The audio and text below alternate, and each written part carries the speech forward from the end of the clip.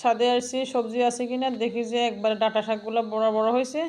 আজকে ডাঁটা নিব না, আপনাদেরকে দেখাচ্ছি। আর ওই যে কয়দিন আগে যে ডাঁটার বীজ লাগাইছিলাম টবে আর মাটির মধ্যে, উঠছে কিনা। এত বৃষ্টি হয়েছে কাদা কাদা হয়ে গেছে, তার মানে উঠতেছে।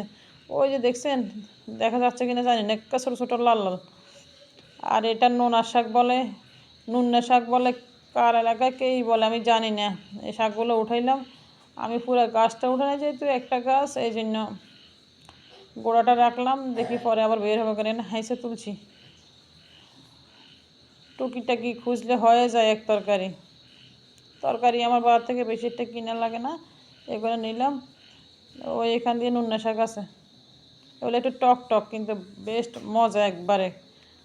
উঠাইলাম শাকগুলো, উঠে এদিকে আসলাম, দেখি টমেটো পাই কিনা। এই দেখছেন টমেটো গাছ আছে, কিছু কিছু টমেটো আছে। কয়টা টমেটো উঠাবো। আমার টমেটো গাছের নিচে কী জানি দেখা যাইতে আছে, সবুজ সবুজ। আমার ছেলেগুলো বলতেছে টমেটো গাছের গোড়া জানি কী জানি হয়েছে, দেখি কি, আপনারাও দেখেন। আমার আলুর মতো লাগে। ওরে আল্লাহ, এখান দিয়ে আলু আছে। আলু গাছ মারা গেছে যেন বোঝা যাচ্ছে না, টমেটো গাছের গোড়া দেখি আলু। দেখি কয়টা পাই, মজার বিষয়, আপনারা দেখেন আর আছে কি না।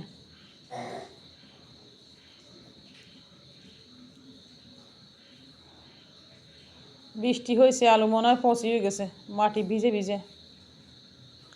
সবগুলো উঠিয়ে নি, যাই হয়েছে আলহামদুলিল্লাহ, এক সাইড বিনা পুজিয়ে। ওই যে খাবার আলু ছিল, দুই তিন ঝিটে দিয়েছিলাম, আমার মনেও নাই যে এখানে কী লাগাইছি। এখান থেকে যে টমেটো গাছের গোড়ায় দেখা যাচ্ছে।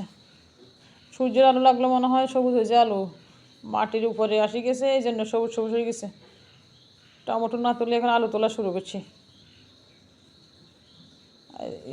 বৃষ্টি হয়েছে, পচে গেছে।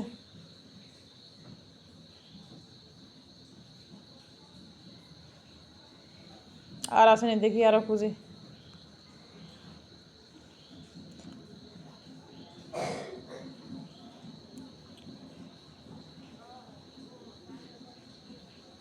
এ কটা পাইছি।